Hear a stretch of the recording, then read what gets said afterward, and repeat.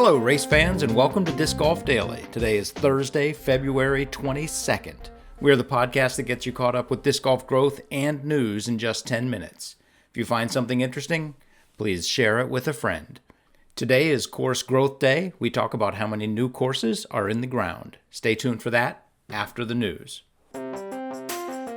Our number one news story, the Chess.com Invitational starts tomorrow. Yes, the Pro Tour is back.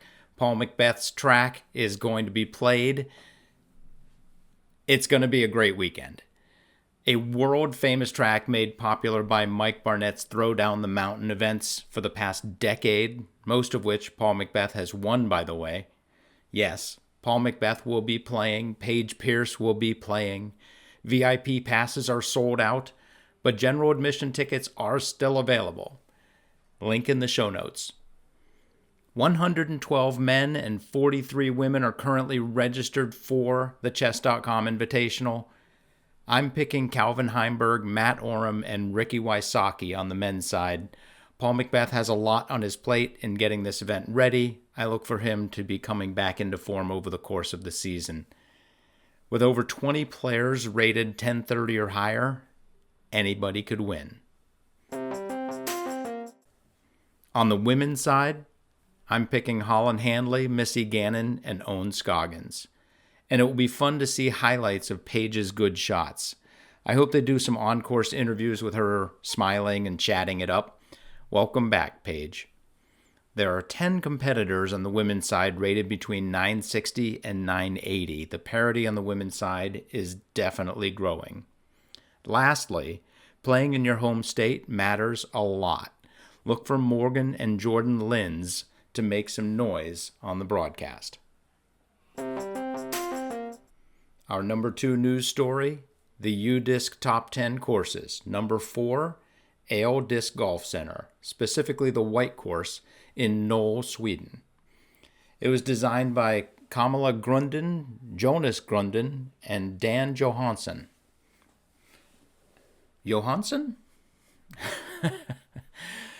Terry Miller might make fun of me for that one. People from 18 countries came to play the course in 2023. It was a top 10 course in 2020 and then ceased operations for a few years until new owner Vincent Schaffler purchased it and wanted to make Ale a disc golf paradise once again. In 2020, the course put up a bid to host the Pdga World Championships. That bid was rejected, and it's possible this is the catalyst that led to the closing of the course. Putting this in perspective, just disc golf to traditional golf, think about Pebble Beach saying, hey, we want to run a tournament. The tournament saying, no, we're going to go somewhere else. And then Pebble Beach saying, okay, maybe we don't want to be a golf course anymore. Disc golf has a long way to go. And this podcast is going to track us getting there. And Vincent Schaffler's reinvestment into this property is exactly the type of thing that keeps us growing.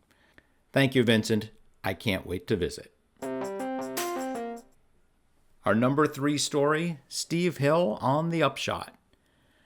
Steve was there to recap the growth report put out by UDisc a couple of days ago, in which we talked about yesterday. Charlie and Josh, however, could not avoid discussing the Pro Tour and Pdga and their relationship with UDisc. It seems to me that the true story will never be known as to exactly what happened and why between these three organizations. Steve did a great job of diplomatically answering while making it clear that from UDisc's perspectives, they had all the pieces in place that the Pro Tour and the Pdga wanted. Steve said that they had an API that was ready for the Pro Tour, but the Pro Tour never utilized. He said that they offered some free discounts to the Pdga and its members. They tried to incorporate a direct link to Tournament Manager, which would make it very easy for UDisc events to become Pdga events and benefit from the Pdga ratings and insurance and extra exposure being a Pdga event garners. It was apparently all rejected.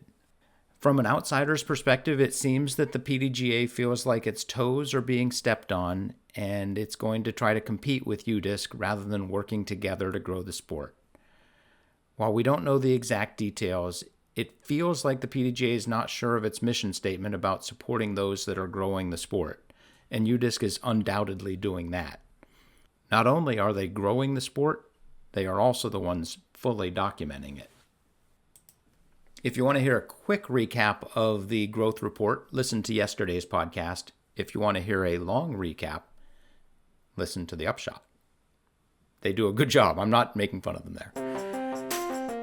Our next news story, PDGA's Global Masters winners. The PDGA has 26 age divisions. There are events every weekend all around the globe. Apparently it was very exciting. I'm not sure what the point of all this is, but we've got dozens of more champions to congratulate. So go ahead and congratulate your local Global Masters winner. And closing out our stories today, work with neighbors, don't dig in your heels. There is a championship caliber course in Bryan, Texas that has had 4 holes removed as neighbors complained about the invasion on their walking trails. The Brazos Valley Disc Golf Club is now working with city leaders and hopefully residents to find an equitable and safe solution. This is a good learning moment for disc golf clubs and designers and people putting in courses. When presented with complaints, try to determine what the real complaint is. The initial complaint here was that an environmental impact study was not done, according to the paper. The real complaint, I'm guessing, is that their favorite walking trail was getting busy. There's an opportunity here to point out to the town that the course is bringing in revenue and exercise, while also hearing the neighbor's true complaint, and hopefully this can be a learning lesson for all of us. Redesign the course so that the walking path is minimally impacted, make the course back into 18 holes, and make everybody happy. The town, the neighbors, and the disc golfers that want to visit.